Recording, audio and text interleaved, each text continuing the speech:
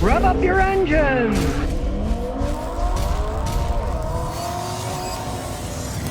Well, here's one of the dumbest ideas that has to do with car tires. Check it out. That was 1,000,000 car tires that were thrown in the ocean to make coral reefs for the fish and stuff, right? Well, it turns out this fake reef called the Osborne Reef, maybe named after Ozzy, I don't know. It's a pretty crazy idea. It's off the coast of Fort Lauderdale, Florida, and in the 70s and 80s, they threw over 1,000,000 tires in the ocean. There's like 1,000,000 of them left now, but they threw in 2,000,000 tires. They thought, we'll create an environment. Well, coastal life will survive.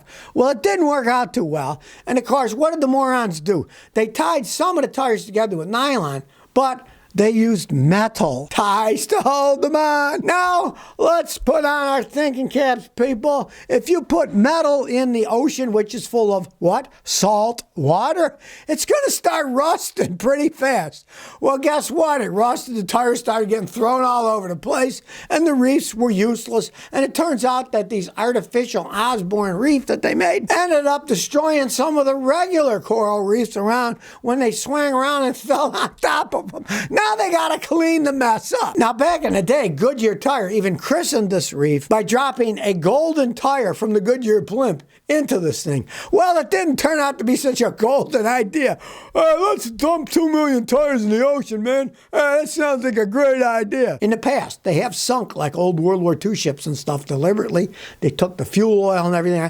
They sunk them in the ocean. Then they just sit there. It's a sunken ship, right? And fish and stuff do like going around stuff. They're attracted to objects, right? So that works great if you put a whole big ship there. But tires, 2,000,000 tires, and they came apart and started going all over the place. Boy, there's a stupid idea. And now they're spending a fortune trying to clean up the mess that these idiots in the 70s and 80s created. Now, what kind of a moron would tie things together using metal connectors? Sure, they use nylon netting to hold them together, which in itself is probably fouling up the fish eating it and stuff, and then their heads getting stuck in it, whatever. But they held it together with metal. And the metal, of course, rusted. Then the tires went all over the place. There are some stupid people in the world, but the people who created the Osborne Reef, they got to be amongst the dumbest. Alonzo Johnson says, Bondo fix for rust, brother.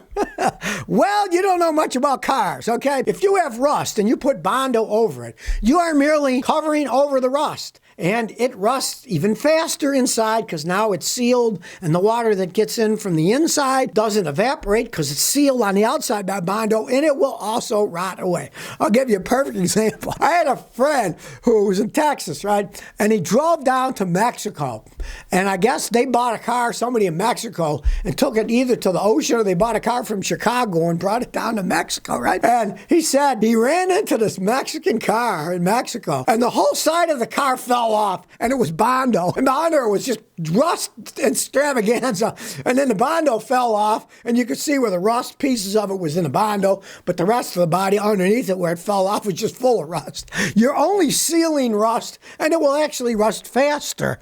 The only way you can fix rust is by cutting it out. And if you have an entirely rusted vehicle, guess what? You'd have to cut the whole vehicle out. It wouldn't be worth the bother. Christopher Hunt says, I got a 17 Chevy Cruze. My battery voltage keeps going from 13.4 to 12.2 every couple of seconds. I tested out the battery, but I'm worried. Okay. Either your alternator's going out or you got a wiring problem, right? The battery and the alternator work together.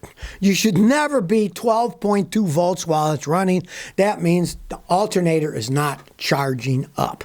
Right? You said you tested the battery and it was okay. If you had a really bad battery, it could do that. It'll drain the alternator so much that the voltage will drop. But you said you tested the battery. So you either got a bad battery or bad wiring system. And I mean, really, it's so easy to test an alternator. Any auto parts store will do it for free. We mechanics have machines that do it in 2 minutes.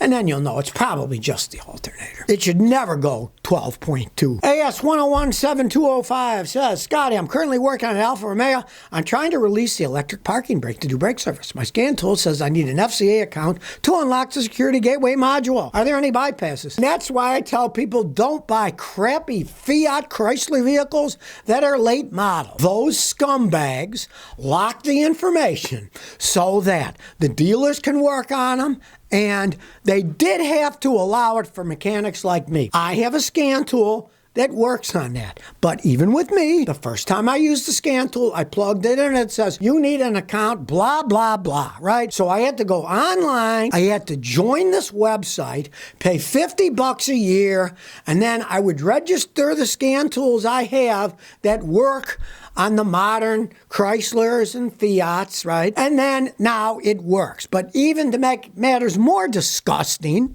it only works if I'm in an area that has wireless internet. Because I tried it away in a guy's driveway, he doesn't have internet, and it wouldn't work. I had to drive it back to my house, get next to my wireless that's in the garage, then it worked. So they're not even allowing you to work on your own car or mechanics to work on cars unless they have both wireless and paid for a subscription to register their machine. This is what scumbags these companies are. And you know how you get even with these companies? Don't buy their stinking products. Now, in your case, you're working on an Alpha. I'm assuming you're an intelligent man and that you didn't actually buy it. And in that case, you just tell the customer, hey, you want to pay me $50? I've got to register this. If they're willing to pay, do it. If not, don't work on the car. That's the only other option you got. Edwin Villarreal says, I just replaced my engine. It gave me the code P0011. Should I return it? They gave me 30 days warranty. Thank you. Well, I would, but here's the problem. You put that engine in. They're probably not going to pay you labor, right? And then if you return it, they'll probably just give you another crappy engine. This is the problem with used engines. You have no idea if they're any good. You have no idea of the actual mileage in them. And if the guy's just saying, yeah, I'll give you another engine, and you waste it, you might get another crappy engine. I do not believe in using used engines unless you know the people who run the junkyards. And let's say they got a car that was rear-ended and its engine is still in the car, and you see the car's only got 70, 80,000 miles on it. And since it was rear-ended, you can at least start it up to listen to the engine. If you can't hear that engine running, I would not buy it. And I would want to know the actual mileage. And the junkyard's all lies. They'll tell you, it had 57,000 miles. How do you know? It's sitting on the floor. You know, they just lie, cheat, and steal at those places. Well, here's a Toyota dealer ripping people off. It's Ziegler Toyota of Racine, Wisconsin, right? And here's a little bill they showed the guy, and he says, Scotty, you won't believe this. I contacted a Toyota dealer about a new Sienna. They sent the document that I just copied to you. They want to charge an additional $6,995 because the Siennas are difficult to get. You can see on that copy. In addition, I have to wait 2 months to get one. I asked about a Highlander, got the same response. I guess I'm not getting a Toyota. Oh, well, we don't get that many, so let's mark them up, baby. Let's rip off our own clientele. That's just the name of the game these days, you know. Generally, the Japanese actually aren't that way, but of course, Toyota does not own the dealership. Most dealerships in the United States are owned by private individuals, Americans. A lot of times they're limited liability corporations, whatever. But they're out to get as much money as they possibly can out of you. And they have the overhead, these new ones, sometimes $2, $3, $4 million a year overhead. So they just want to mark everything up. Oh, well, these are $6,995 more because, well, they're kind of hard to get old, so we're going to charge you more. It really amazes me that people are going to remember this stuff. They're going to remember it. I had customers here, and they went to a Toyota dealer in Nashville, and they didn't mark up anything at that Toyota dealership. They sold it at MSRP. They were honest people. So if you are looking at cars, check out dealerships like this and run away from them and find a dealership who isn't going to charge you $7,000 more for the car. If somebody else will, because they decided we're going to mark it up because we can. It's our lot, and we can charge you whatever we want. They're independently operated. That's why it's called manufacturer suggested retail price. That's the price suggested by the manufacturer, Toyota. 300 Sosa says, isn't a Zuzu Hombre worth the money? I'm looking for a small beater truck. I know Zuzus are difficult to find parts for, but I want to know if it's worth a low investment. Okay, it depends what kind of shape the vehicle's in. You know, they don't make the Hombres anymore. Now, here's what I would advise you. Get a mechanic to check it out, see what kind of shape it's in. It might be okay for a beater truck, right? This is what I'd really start out by warning you. They get old, they cost a fortune. If you can find a 4-cylinder one that still runs good, doesn't burn a ton of oil, pull out a spark plug, see if it's got carbon burning on it. Transmission still shifts good, and if you can find a manual transmission, get that, because the automatic transies are the first thing to break on as a Zuzu. But all things considered, maybe it's an okay vehicle if it all checks out. But don't pay much.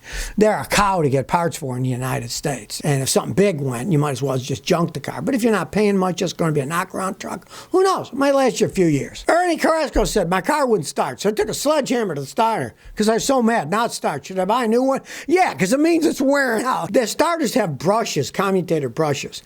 And when they wear thin, they don't make a good contact. But when you smack them with a hammer, that makes them contact and it works. It might work for a while, but it means your starter's going out. So fix it now and not later, because eventually it'll get to the point that even when you hit it with a sledgehammer, it won't even start anymore. When they don't start, I hit it with a hammer, then they start, I immediately go get another starter. Then I don't have to think about it for years, right? So that's my advice, because they won't always work. Eventually, even hitting it with a sledgehammer won't let it work. So if you never want to miss another one of my new car repair videos, remember to ring that bell.